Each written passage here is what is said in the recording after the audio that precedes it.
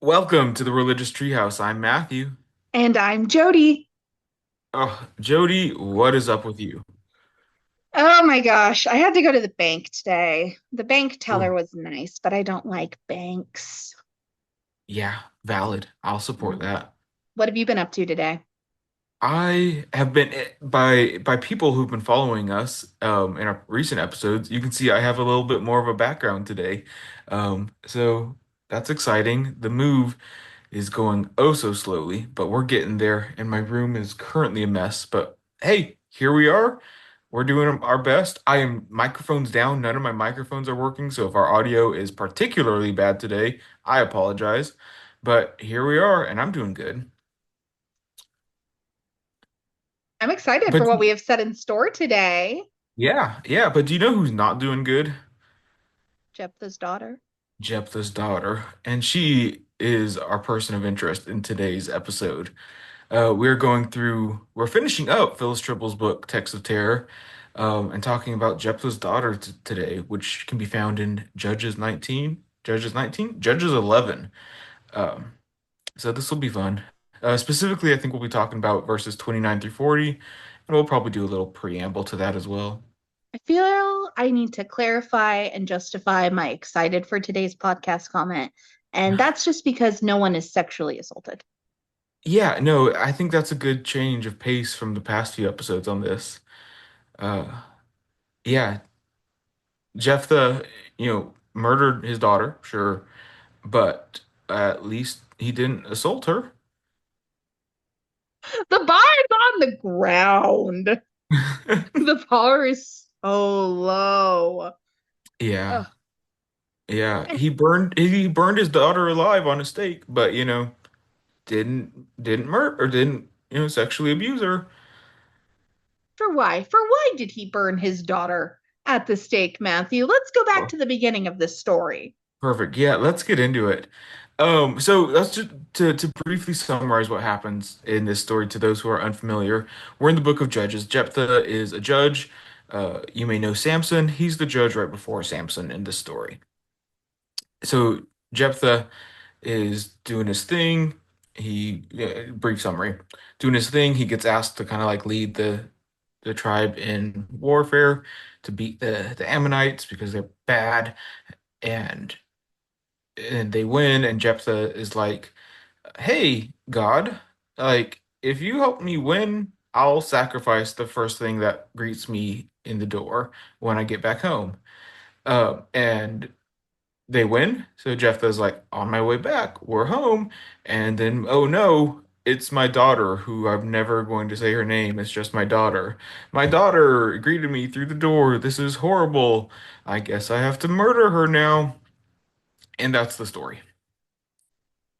And that's the story. And that's the story. First of all, this man fought for people who didn't even accept him. They kicked Right. him out. Yeah. Yeah. So let's start with that. So we're starting with, um, I guess we can start with chapter 10, verse 17-ish.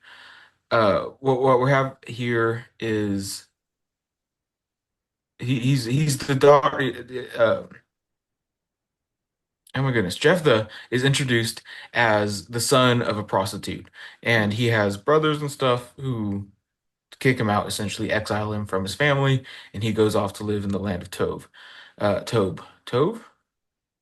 Tob.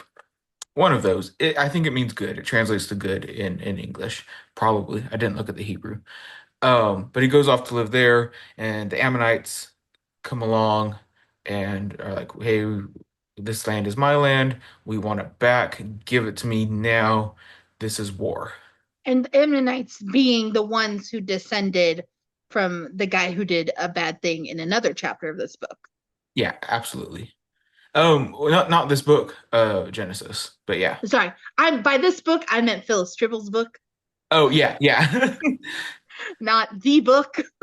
But like, so, you know, kind of seeing low recurring theme. Okay, continue. yeah. Right. So this is part of the Judges cycle where Israel does bad things. raise up a judge to solve the problems. The judge usually does some messed up stuff, but at the end of it, they're like, okay, the tribes of Israel are chill now. We're cool, I guess. Thanks, dude. So this is that kind of story. So they bring Jephthah back to Gibeah and Gibeah? Gilead. Gilead. Yeah. My bad. We bring That's what Jephthah they named the nation in The Handmaid's Tale, Gilead. Sorry, Gilead. there's little handmaid nods in all of this. Moving on. I need to read that still. Yes. But it's right there up in that shelf. We'll get there at some point. Uh, so yeah, so Jephthah is presented as this outcast, and eventually he gets reunited with the his people amidst the Ammonite oppression. So the people of Gilead are running out of options. They turn to him, who when he was kicked out of his people, he kind of turned into this mob leader type situation. He was this great mighty warrior. So they're like, okay, we got to get this Jephthah guy to help us out. Jephthah comes and he says, okay, I will help you out, but I'm going to be the ruler of you guys. I'm going to be in charge. And they're like, we got no other option. So cool. We'll put you in charge. Jephthah's like, great, let's go to war. But they start off with some we have some bartering to get him up into power to because you're not just gonna like hand over that power to him. So we have a few verses of them bartering for power, and then we get a little bit of diplomacy between the Ammonites and Jephthah. We find out that this is a territorial dispute. They want some land. That is often how these disputes go in the Bible. A lot of people want a lot of land, uh, which a novel idea that never happens anymore. That's crazy. Who would fight over land? Yeah, no one has heard of that nowadays. I'm Mm, so glad we've moved past that over the past yep. 3,000 years. Hmm. Oh, but it's this territorial dispute, and they have the second confrontation, and it's kind of in the phrase of a prophetic lawsuit type vibe. But instead of "Thus saith the Lord," we get "Thus saith Jephthah," which is a little funny there, I think. But the Ammonites don't listen to Jephthah, and they eventually lead to war, and that's where we get this main story that we have today. I mean, we love a redemption arc. He was cast aside by them only to then become their leader. That's such an inspiring story. Sure. It's so great. What he does next. Yeah. So we get the beginning verse 29 of chapter 11 is kind of where this story that we're talking about starts. And we get this phrase, the spirit of the Lord, the spirit of Adonai comes upon Jephthah. Yeah. Then the spirit of the Lord came upon Jephthah and he passed through Gilead and Manasseh. So yeah, and that's this common terminology to kind of indicate that there's this divine favor happening. The deity is approving whatever events follow. But Jephthah is, kind of full of doubt and isn't really taking this seriously. He's like, no, I don't know if we're really on the same page here. So we get this narration of the battle where Jephthah interrupts it to kind of make a bargain with God in order to like really make sure that they're gonna win this fight. So like we get this literary device that implies, hey, Jephthah's gonna win. God is on their side. No worries. It's gonna happen. And then Jephthah's like, uh, can you really make sure? Can you really promise me that this is gonna work out in my favor? This is verse 30. He says, let's just read it real quick. He says, if you will give, oh, I don't like the NRSV translation of this. If you will really give, that's my addition, the Ammonites into my hand, then whatever comes out of the doors of my house to meet me when I return victorious from the Ammonites shall be the Lord's, to be offered up to me, shall be offered up by me as a burnt offering. So, uh, there's this infinitive absolute that the NRSV I think skipped over kind of. If you really give, um, implies he's kind of pushing his bargaining powers to the limit there, and he's not really sure. He's not really trusting of the divine help. So he vows to give whatever walks through his door when he gets home after they win this fight up as a burnt sacrifice offering. And that's where we are. Thoughts on that? So something struck me as we were going through that. I feel like I'm seeing elements from the three previous women's stories in Phyllis Triple's books showing up in here. I Like mean, for the princess, what was her name? That Tamar? Amnon, hmm? Tamar? Tamar. So for her, it's that. It's the Ammonites being present. And then when I think about Hagar and her, the Well, say daughter, that again. the Ammonites being present makes me think So of Tamar. Tamar, that was Amnon. Yeah. Whole different group of people. Okay. That's what I Yeah. asked earlier. If they were Oh, descended. so Amnon is the descendant of, oh, I don't want to get this wrong. Um, So I just assumed the Ammonites. no, I'm there's a lot probably, of names that gosh. have um Okay, then we can bin that. The other two, though. I think this The, is Lot's grandson, Lot's lineage. okay. And we talked about Lot during, am I wrong here? No, I You don't keep think you're talking. I'm wrong. gonna look that up. Okay, bin that. But then you get the doorway, which reminds me of our homegirl Beth.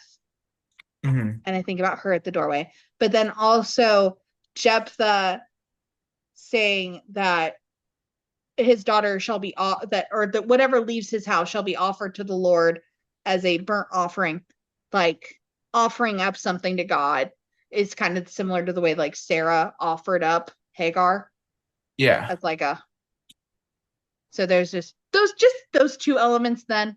Let me figure out how to wrap this back to Tamar. But Yeah. I think those were just similar things that kind of popped out to me. Yeah. No, we're gonna have a lot of similar themes in these stories. But the when we talked about the was it last week's episode? 2 weeks ago. About, yeah, about Beth, Mhm. uh our um the concubine at the end of Judges, that refers back to Sodom and Gomorrah story a lot, Mhm. which is heavily associated with Lot, and Lot's grandchild is the Ammonites. So this So it's all hospitality. This is all hospitality. yeah, well, I mean, this is I don't think this one's so much about hospitality, but there do seem to be a lot of connections here to those figures, and that could be something that you're picking up on, just as how these literary devices use treat women, and we're Mhm. going to get a lot of these repetitions because we also get some allusions to Miriam in this, because as Jephthah's daughter walks out with timbrels and is dancing, that's very much alluding to Miriam. It's also kind of looking forward to the David story where he sings and dances, and there's women around him that also kind of sing and dance with uh, timbrels and musical instruments and that stuff like that. So a lot of these female characters do get kind of typecast to kind of think of it that way. So that Yeah. could be something that we're picking up on for sure. Okay. But yes, that's what stood out to me. And I was like, wow, profound. Not as much so when I didn't have the third thing and I had to bin it, but it's fine. Fine. Um, But but yes, yeah, let's okay, talk more about this offering. He offers up whatever leaves his house to greet him. right. Here's my thing. What did he think was going to leave his house to greet him? So this is, let me speculate. Let me do a little speculation here because I would have to do more research to talk on, there it is, to talk on this more authoritatively. Mhm. But historically, and probably in the context of this was written, of when this was written, um, in that area, yeah, and if not, then what I'm saying is completely bogus and like don't listen to it.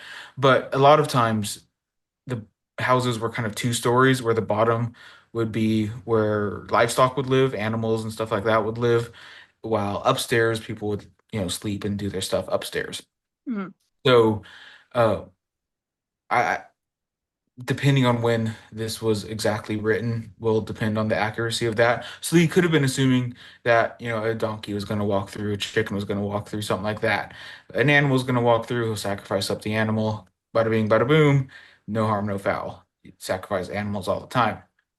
It's not to say that there's no human sacrifice happening in the Hebrew Bible. It does happen, uh, more frequently than a lot of people would like to admit. But he was likely assuming that it was going to be an animal of some sort, would be my guess.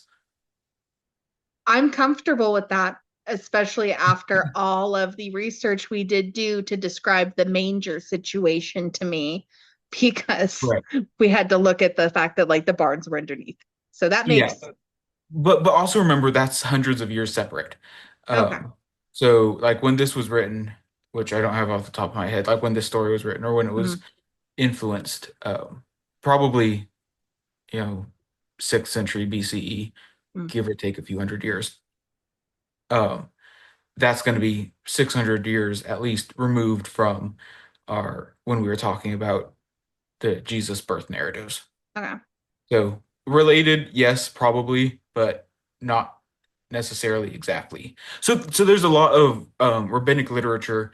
When I've studied rabbinic literature, it's been surrounding primarily the Akedah, the binding of Isaac, and Mhm. a lot of times stories there talk about like what was Mary doing? Not Mary. Sarah, you got me thinking about Jesus now. Uh, Sorry.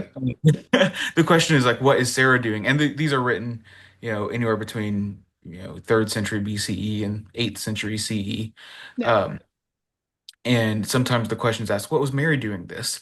And sometimes the rabbinic literature theorizes that when Sarah heard about this, she fell off her roof and died because the story immediately after the binding of Isaac is talking about Sarah's death. So the idea that she was just up on the roof and fell off wouldn't be that unusual if that's where you do most of your living anyways, and you're up on your roof and then you kind of take a tumble off. Yeah. Okay. So yeah, a brief excursion into um thinking about what the houses may have looked like back then. Hey, we love pondering on architecture. Yeah. But the verbiage used here Mhm. um is very unclear but also very emphatic. Um Literally it can be translated as the comer forth who comes forth, and it's this very generic masculine words that don't necessarily refer to gender but can be refer to either species or any sex, to just be like anything that comes out the door. The comer forth who comes forth can refer to anything. And because of the very general language that uses, but also the very specificity of what he has to do, he has to offer it as a burnt sacrifice, kind of locks him in and binds him into the situation. You know what adage this makes me think of? Be careful what you wish for, Yeah, because it just might happen. Not that he wished for this, but he vowed. He yeah, did kind of make a wish, though. He's like, if you will really give to me them in my hand, then I shall burn whatever cometh fortheth from my house. yeah, yeah. Very King James version, but yeah, the and the fact that the tragic part of this is at no point did the deity ever seem to really request this from him. This was a request done, or this was a vow done, interrupting the narrative to just kind of reinforce his doubt of like, hey, I'm gonna make this vow just in case, give it to me, like like I'll do this for you. Here's a tip. Here's a little bonus payment that isn't really necessary or asked for in the story because the deity God is very silent throughout this entire narrative. Like God doesn't do anything. All the vows, all the talking about God is kind of addressed towards God or talking about God, but at no point is the deity ever asking for any of this. It seems that not necessarily the deity is disapproving of this, especially um, in other biblical verses that talk about this story. God doesn't seem to be disapproving of this human sacrifice, but it didn't seem like they necessarily requested it. Well, I mean, if you're going to be such a doubter, if you're gonna come at me with such energy and be like, if you give this to me, I will give to you, why would I say anything? Why would I step in? What Yeah. deity is gonna step in. And I mean, it's kind of a lesson, which does lend to that whole vengeful kind Mm. of. I just, oh, and we haven't even gotten to the really tragic part that she died a virgin. Poor girl. I didn't Yeah. really understand the significance of that until I read Phyllis Trible's like text on it because they really like after she's and so okay to go back but first she takes the news so well, the daughter, that her Yeah. father has to do something to her. She's kind of like, just give me a couple months with my friends in the mountains and then I'll Right. do Right. it. It Yeah. shows it shows the complete lack of faith her father had in this mission and the complete totality of her faith. Mm. Right. Right. And I think, I think we're getting ahead of ourselves a little bit Sorry. before we get into that aspect of it. But yeah, no, it definitely shows a very different um perspective that we've seen on this. The average person wouldn't act that way um at all. Like you hear, hey, my dad's gonna sacrifice me later today. Hmm. Okay, I guess that's fine. Not how the normal person's gonna react. No. Um, but yeah, before we get to the daughter, he still has to win the fight. He still has to win the fight against the Ammonites, and he does. And this was very expected because it said the spirit of Adonai was upon him. And that's kind of the verbiage that we were expecting. Like that's yeah, he's going to win because of that aspect. And then for no reason he added that vow. Just in case. We'll do this just Just in case for cause no reason. I'm in a silly, goofy mood. Yeah, and then like that section very much uses the vocabulary of the vow that Jephthah uses as kind of like a reminder to the reader, like, hey, remember this vow. It's gonna be very important in the next minute or two when you're reading this story. And it kind of forecasts its power and alters what we're going to expect. Yeah. But they win. The Ammonites have been subdued, and then the problem kind of moves on to this story. And this story, as all of these, is kind of in this very tight literary structure, ABC, CBA type of structure here, where we have a narrated discourse. Um, she has a narrated discourse where Jephthah confines his daughter, a direct discourse where the father speaks, a direct discourse where the daughter speaks, and then that's reversed backwards again. A direct discourse where the daughter speaks, a direct discourse where the father speaks, and then a narrated discourse where Jephthah confines his daughter again. So in this kind of six-part structure, we kind of start with him getting home, and they're very happy. It's good times. And he gets to the door and his daughter comes out to greet him and he says, "Oh no, this is terrible." He, tears his clothes in despair and grief. We've talked about that in previous episodes as well. And at no point is does he really say what happens. He just kind of, mourns and is, kind of generally upset, and she gets the vibe of what's going on for some reason. And she's a real trooper. Yeah. She says, "My father, if you have opened your mouth to the Lord, do to me according to what has gone out of your mouth. Now that the Lord has given you vengeance against your enemies, the Ammonites." Yeah. She's like, she's such a trooper. She's like, okay, all right. Right, right. And we definitely feel a lot of similarities here between the Akedah and this story. But in that story, there was an angel that came down and said, "No, no, no, don't kill Isaac. He's cool." In this story, it's not this testing of faith. It's Jephthah's distrust that is singling out his only child. In both cases, it's the only child doing this. And then we feel pity for Jephthah's daughter, but we also feel sympathy for Jephthah. Uh, Who? but Who feels sympathy for Jephthah? I don't. I think that's what the narrator is trying to make us feel. Oh, I well. think there's this, sad instance of what's happening. Like on the one hand, this poor woman is going to die. On the other hand, in this patriarchal structure of who this is being narrated to, it is, the end of this line because it's his only daughter. He had no other sons or daughters, similar to Abraham, who only had Isaac, even though he also had Ishmael, but that is not mentioned in that story. Well, then perhaps we shouldn't have been a faithless coward.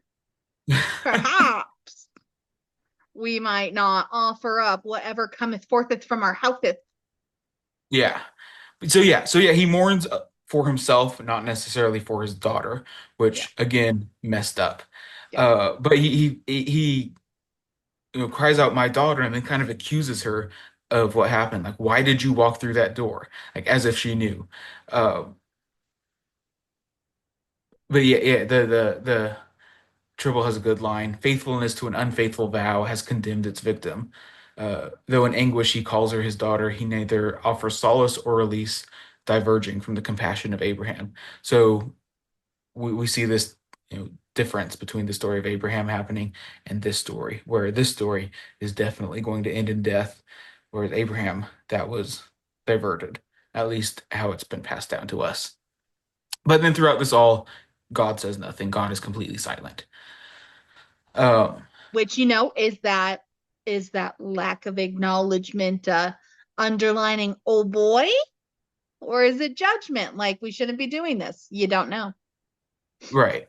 Yeah. It seems to be, um, in my opinion, based Hmm. on how God interacts in other texts, Yeah. it seems as if God isn't as upset with what's happening as we might want God to be upset. Well, But hey, who knows? that doesn't Oh, grind my gears. right. But we move on, and the daughter decides, hold up, I'm going to bargain for myself a little bit. She, accepts kind of responsibility. She says, okay, this is something I got to do. You made the vow. We got to figure this out. But hold on, give me 2 months. Let me go off into the wilderness. Let me mourn a bit, and figure this out. And it's not this. Well, it's a very violent death. It's violent because it's one, premature, Yeah. violent because it's death by fire. It's a burnt offering, and three, it's violent because she has no heirs. She has no one there to remember her. The biblical imagination is that as that you are remembered through your children. So by having no children, she is to be forgotten, and that's a lot of the tragedy of what's happening here. And that's why she bewails her virginity. And I was like, why is she bewailing her virginity? Girl, go off, die pure. And then I read Phyllis Trible's note about not having heirs, not having anything to leave behind. And I was like, girl, go bewail, bewail Mm. all over those hills because that's messed up. Mm. So, yeah, you got to take into account what was important during that time, what was going to be left. Right. Yeah, and but what I think is interesting about this is that as she goes off to mourn in the wilderness for 2 months, she invites her female friends to go along with her. In the last days of her life, she reaches out to other women, which is adding that distance between her and her father a little bit. And I think in any time, and I have heard this story preached on before, unlike some of the others that we've talked about. And that story often has this, kind of blah takeaway. Don't make vows that you can't keep, which, I guess if you want to take that message away from the story, you can. But like, if I can preach a little bit, if anyone's going to hold this, uh, if anyone's going to keep this verse, the Bible authoritative in some way, I would read this story as a reminder to find community of some sort. And that's one of the big messages. That's one of the big pros of religion, is there's a community of some sort. But as she goes out to this group of women to mourn with her death, she has this community that she lives with, and it seems we can hypothesize, theorize. This isn't necessarily in the text, but we can imagine that she is remembered because the group that she was with would not let her be cast into oblivion and forgotten. The No. woman that she was with, her community, her group of people, kept her image and thoughts alive, and that's why we still have the story. Now, this is complete speculation. This was not a historical event. This didn't actually happen. Like, there's no reason to think that this was a historical event. But if we want to think about this story as, something important and relevant in people's lives, as many Christians and Jews do think of the Bible in that way, I think that's a much more relevant message to a lot of people today. But don't listen to me. I'm not a preacher. This isn't my book to tell you how to do your religion. But that's but if we as we read all our books, I don't know what tangent I'm going on right now. Who knows? But if we read books that even they aren't religious, if you read, Percy Jackson, or I don't know, whatever, what are people reading nowadays? Um, A Court of Thorns and Roses. yeah, like I wouldn't use that. you gain things from it. Like you as you interpret any work of literature, as you interpret TV or movies, it rubs off on you. You think about it, and the stories create meaning. And by creating those meanings, like, I think it's very important as we read these biblical texts to figure out what meanings they're creating in you. And to me, a meaning that, kind of emphasizes this community that you should live with is much more, not live with, but embracing community in some sense is much more relevant, is much more, enjoyable than just thinking that this is some dull story about not making vows that you don't want to make. Yeah. I don't know what kind of tangent that was, but here we are. No, that was the tangent we needed because the way I have heard this story before was in no good light. No, Matthew, I think you're 100% correct, and we need to be focusing on the community building aspect of the story and not the making. I mean, I do think people should be careful what they wish for, but I don't think that should be the main takeaway here. Yeah, and that's not to say, like, again, I think we talked about this a few weeks ago. I think, like, we shouldn't be reading these stories as lessons that we should take away. Like, I think that, kind of lessens the text, and it forces the text to be something that it isn't necessarily. But if we were to take a lesson away from this, I would much rather take away the community lesson than the don't, do your vow things. I still gotta be honest, I'm still not entirely sure what the text is supposed to be then, if not that. If it's not Aesop fable-y, why Aesop fable shaped? Sure, sure. Aesop Fable, also right about there. Yeah. Um, the if people read the Bible and they take it away as like each story needs to be some prepackaged nice little story that tells them about their lives, then go for it. Like, I don't think that's going to like do any harm to anyone. I don't think. But if we want to take the Bible seriously and we want to understand like what the Bible is saying, I think it is much more helpful to think of the Bible as a a story, a narrative that isn't necessarily cohesive. It's not, book one, book two, book three, book four, book five in a series, but it's this group of thoughts that tells, an ethnic group's identity. It's this identity forming piece of literature that offers shared history, that offers shared ideologies, that offers shared, stories, shared mindsets that, creates this sense of, unity amongst people. And I think that is going to be a much more helpful way of thinking about the Bible and how the Bible has historically been used. And that's not to say the Bible hasn't historically been used to um, to present these prepackaged morals in a story, but I think it can and should be understood as being much more than that. Hard to wrap your head around it when that's Right. not how it was presented to you at first. Right. Right. Because there's Um, some stories like such as like this one we talked about, like we can prepackage a moral in this. But with the Tamar story, for example, that mhm. we talked about 4 weeks ago, that one's much harder to say, okay, look at this. This is great. Um, it's hard to look at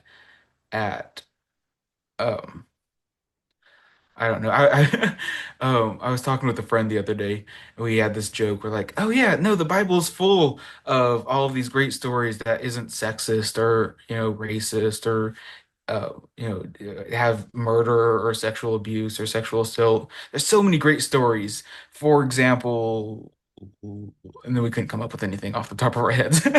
Um, and like I'm sure there's some out there, but like there's so many biblical stories that are just entrenched in like messy, messed up events that if we look at them just for, you know, some moral goodie bag, that you're gonna come up short and it's not gonna be a fun book because like there's so much poetry. Like we talked about this in our Psalms episode. The Mm, Psalms are these these books full of lament and celebration, and they're not these just morals packaged in a song. They're expressions of life. They're these existential nuggets of what does it mean to live, what does it mean to be, and that doesn't necessarily mean it has to have a moral or take away from it. It invites you to, exist alongside and mm. wrestle with it. And I think that is a much healthier way to deal with these texts. I don't know. Probably. It's Yeah. just, it's not, I think, an easy one for everyone to wrap their minds around. Yeah. Just like it's not easy to wrap your mind around the fact that Jephthah's daughter returned after bewailing her virginity for 2 months. Like, sis, Yeah. run. Like, run, ho, run. Get out of there. Get the Right. hell out of Dodge. What are we doing? But she did. She went back. Mm. Yeah, no, and she comes back and it's very quick. It doesn't, divert at all. It's a very, very quick and painless recitation. He did what he had vowed. The vow was vowed, and we move on. So, like, which is very different from the Abraham and Isaac story, where it's riddled with suspense. Like Abraham raises up his arm, and at the very last second, the angel says, "No, stop." But here is just boom, boom, boom. The Yeah, vow was well, vowed. The vow a happened. girl was dying, not a boy. Yeah, it would. Yeah, so it's not appropriate in this setting. But again, throughout where we would expect an angel or the deity to intervene, as they did with Abraham and Isaac, God remains completely silent through this. But luckily, at the end,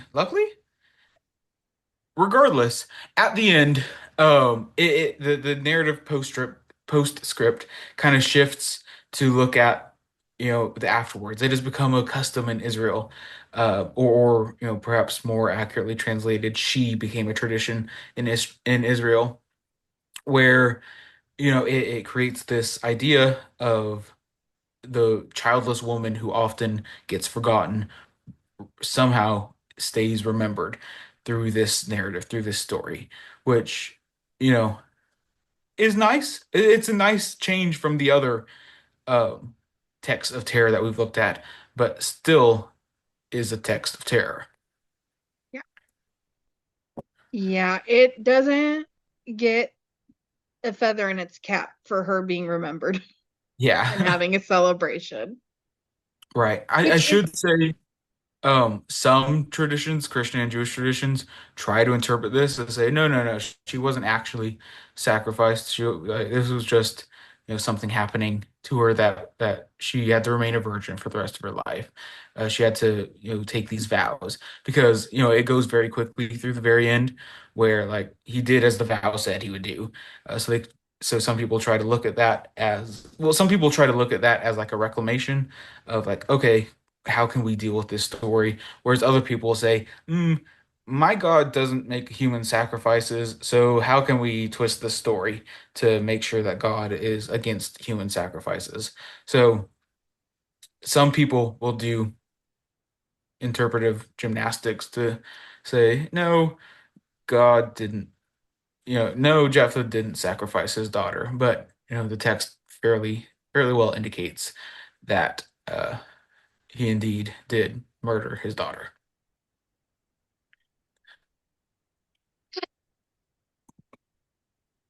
yeah, I think we should do monsters for our next book. That might be less of a bummer. Yeah, monsters. A well-written book. I honestly, if you've listened to our entire series and you have not read Phyllis Trible's book, what are you doing? I think it was a Yeah. really good read. No, I think if you want an introduction, this was, I think, made in the 80s or something. So, it's a little outdated, as we mentioned.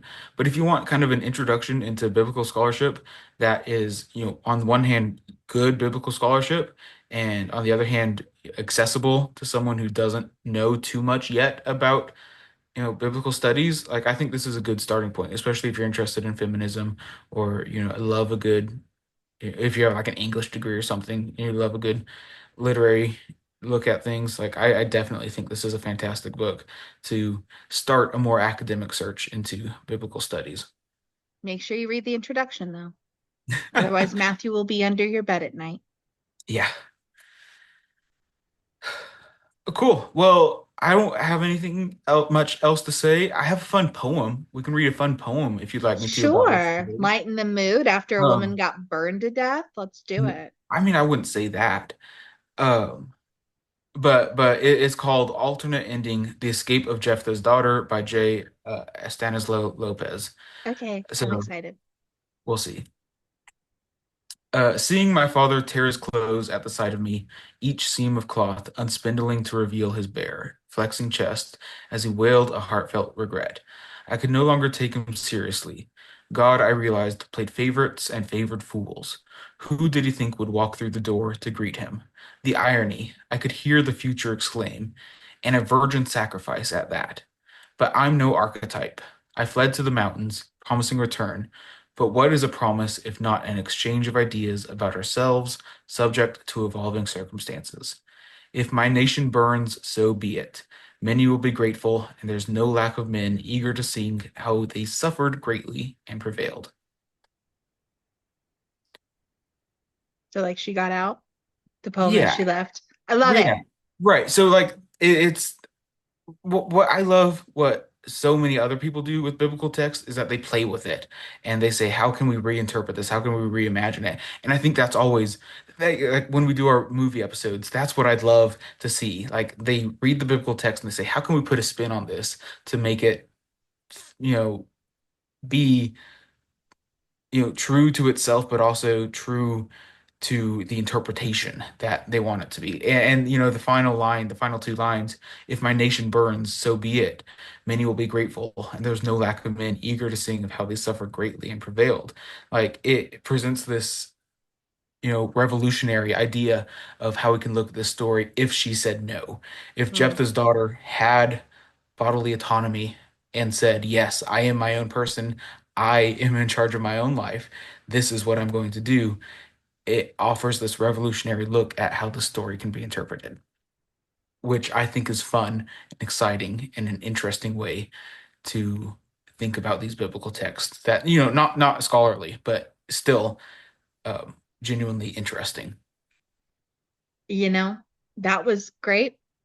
Her name is now Debbie because I was just like in my head, I was like, you go, Deb.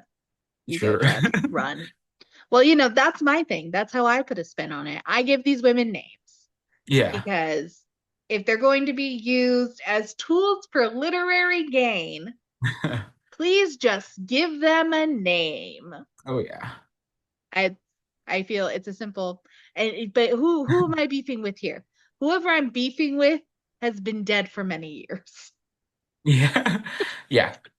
Many So years, perhaps an understatement, but yeah. But there we are. Do you have any other thoughts on either, this story or Phyllis Tribble's Text of Terror?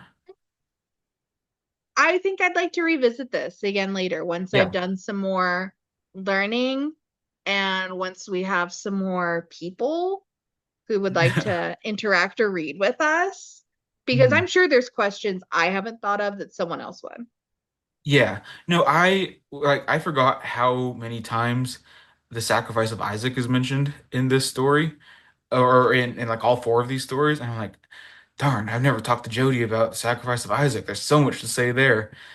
So yeah, we'll get to that one I gotta be probably honest. really soon. my knowledge of the sacrifice of Isaac is so surface level because Yeah. they talked about it so much in church. And I was like, he thought he had to kill his son and then he didn't. Boo freaking who. Move Yeah. on. Right. So excited to talk about it in a scholarly way.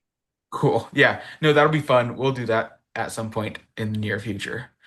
But yeah, until then, bug us to talk about it or whatever else you want us to talk about. Ask us questions or give us topic ideas on Instagram, TikTok, Twitter, Bluesky, YouTube. We're having fun on YouTube. I'm enjoying YouTube right now. That's my favorite social media of the week. Follow us on YouTube and tell us hi there. Can you message people on YouTube? I don't know, but we only have like 12 spots left for you to get with us before we hit 200 subscribers. So if you want to say you were here before 200 subscribers, get in while the getting's good. Yeah, no, follow us on YouTube. That'll be fun. I don't think you can message people. Message us on Instagram or TikTok, but follow us on YouTube or all of I'm them. not I don't checking our care. DMs. You're going to Like get and Matthew and Matthew alone. oh, I check our DMs daily. It's so Yeah. much fun. But yeah, follow us. It'll be great. It'll be so much fun. Tell us why we're wrong. I want more people to tell me I'm wrong. That's fun. I want to know why I'm wrong because sometimes I am. A lot of times I am. But I can't know that unless you tell me. And send me an email, thereligioustreehouse@gmail.com. It'll be great. Well, I'll see you there. It'll be I'm, ty- fun. It'll I'm be so typing much an fun. email right now. Get a new mic. Yeah, I need a new microphone. My bad. Sorry for the audio, everyone. Oh my Fine. goodness. Okay, let's end this. This was great talking to everyone. Bye. Bye. Honestly, I feel the microphone holds you back. Yeah, yeah. I feel like I know it's here at all times. I know it's right here. And like Yeah. there's a microphone there. I have to speak Yeah. to it. But here, we're just here. We're doing it. Nothing I can N- do. That n- can't n- stop me. There's nothing between me and the camera. It's just me and the camera. And that's all you need, baby.